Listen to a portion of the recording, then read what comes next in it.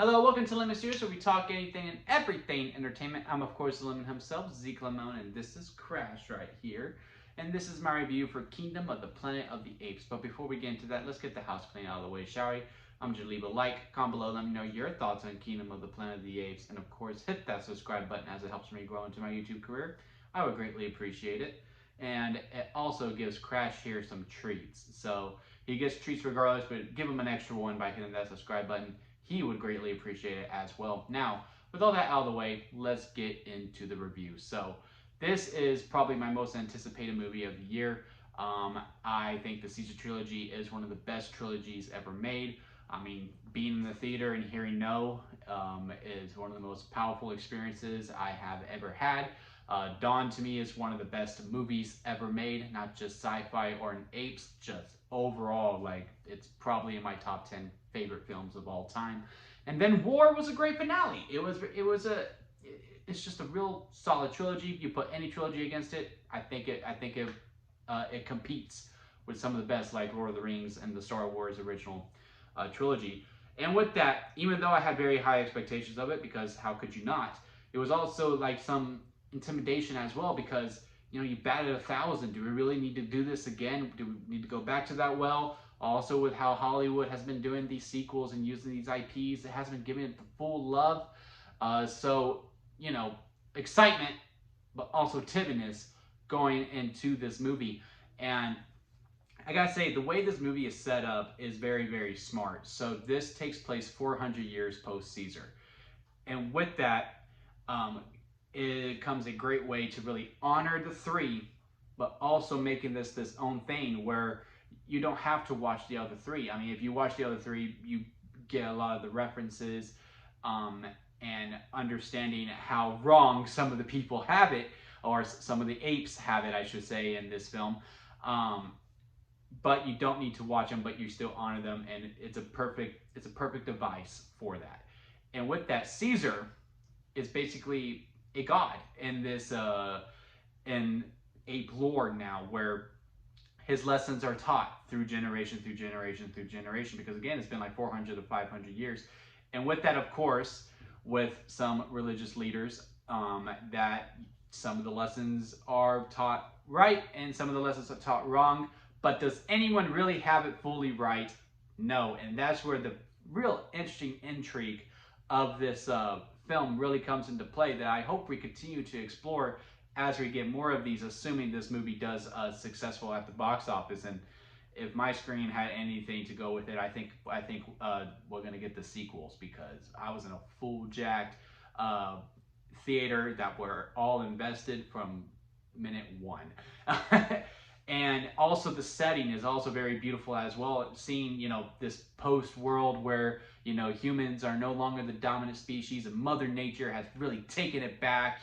All these skyscrapers are covered in trees and vines and all. It's very, very beautiful to see. If you're a sucker for that like I am, your eyes are just going to be very, very satisfied with what they see. And also the main character, Noah, has some very heavy shoes to fill, right?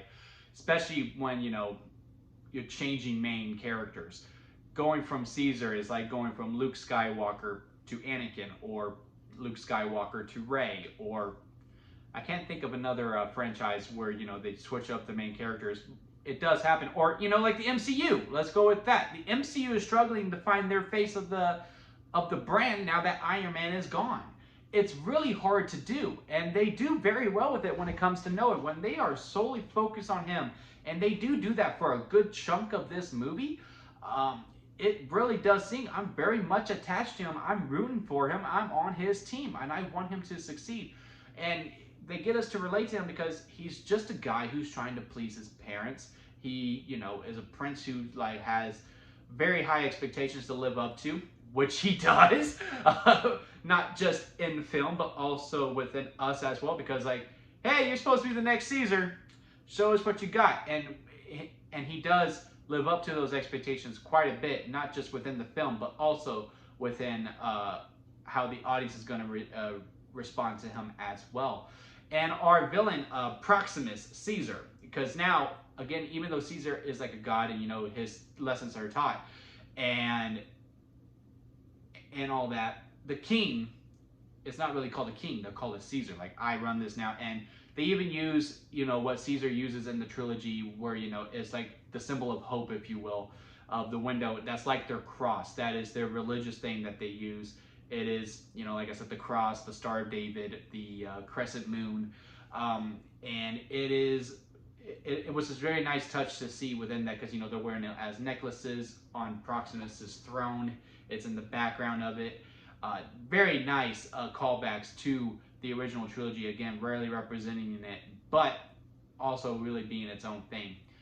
Where I have problems with the movie is very much so within the beginning and some points in the middle, is that, because it's not boring by any means necessary. Like, I'm very much engaged, but you do feel the tempo slow down. It's the tempo throughout the film that is just like, all right, we're really taking our time here. We're being methodical, and then we'll pick up again a little bit where it is kind of a whiplash of stuff, because everything that is said throughout the movie all comes back around and all has meaning. It's just, you know, I would have liked a little bit more up tempo with it, where, you know, it's just much more engaged within the film. Still engaged, but, you know, just where you just feel like, yeah, we're killing time. You can just tell we're killing time, necessary time, but killing time nonetheless. And also, within the film, we don't meet our villain, Proximus, who is very, very engaging, very, very intimidating, and that you do kind of just want to sit there and listen to him, is that you don't fully get to know him very well. He has maybe one or two scenes where he has some dialogue, and it's very good. When he's on screen, he commands your attention, and he does very well. And I would also say, when he shows up, the movie's tempo really picks up as well, and it really is a race to the finish in the best way possible. I would have just liked to see more and see that more conflict in that debate of, because Proximus, with how he interprets Caesar's lessons, is very different from Noah and his friends on how they perceive Caesar's lessons, and I would have liked to see that back and forth quite a bit. And there is also a human character named May, and, you know, in the trailers they state, you know, she's smarter than others, because, you know, now they are pets. And also, it's really funny how the apes talk about us, because even though, you know, we're primates, pretty much, we're animals, they are still very right, even when in the state that we are in as well. Like, it's like, yeah, you know, they got a point. And also the debate within the humans between the apes is also very interesting as well, because I gotta say, like, some of the things Proximus was saying, he has a point. He 100% has a point. Like, I don't want to spoil anything, but he has points within the film that I'm like, yeah, you know, I kind of get what you're coming from. I would just like to explore it more, to be like, okay, yeah, no, you're clearly wrong. The way you're going about this is completely wrong, but I do see your point. At the end of the day, though, the movie does very, very well within its execution. It does just enough to really give it and lean it into the positive reaction. Out of the four, I would say this is probably number 3. I think I like it more than Rise. If I had to rank, it is, you know, Dawn, and then War, and then probably Kingdom, and then Rise of the Planet of the Apes, where it all starts off. I mean, Rise still has the best moment of the trilogy, but I think it's the weakest of the 3, but still a very good movie nonetheless. If I have to rank this on the lemon scale, this is a freshly squeezed lemonade, which is the second highest honor, which is a strawberry lemonade. But again, the problem is it's just with the pacing in it. And also, I just would have, you know, liked to see more engagement with the villain. And also, with our human May, with the debates that we have with her. And also, in some of the things that she's able to do, because I get it, you know, she's smarter than others. It's a little bit unbelievable. Like, I'm just like, okay, how do you know how to do that? How did you know to do this? How do you know how to hold that thing? If you've seen the movie, you know exactly what I mean. Because again, it's been 400 years. They haven't seen these types of things in ever for these characters, for these humans, or these echoes that they say in the film.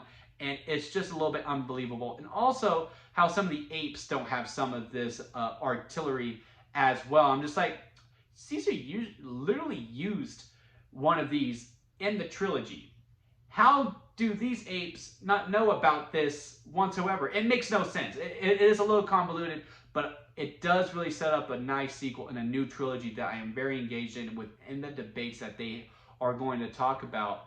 And again, I'm just really hoping this movie does successful. So yes, please go out to the theaters and go see Kingdom of the Planet of the Apes. You are not going to regret it. You're going to have a great time with it. Again, you do not need to see the other three to appreciate this movie. It does probably give you an extra bit of sauce if you do see the three, because you get like, you know, when the bad apes go, "Hail Caesar, this is for Caesar," you're like, this is not what Caesar would have wanted after seeing it.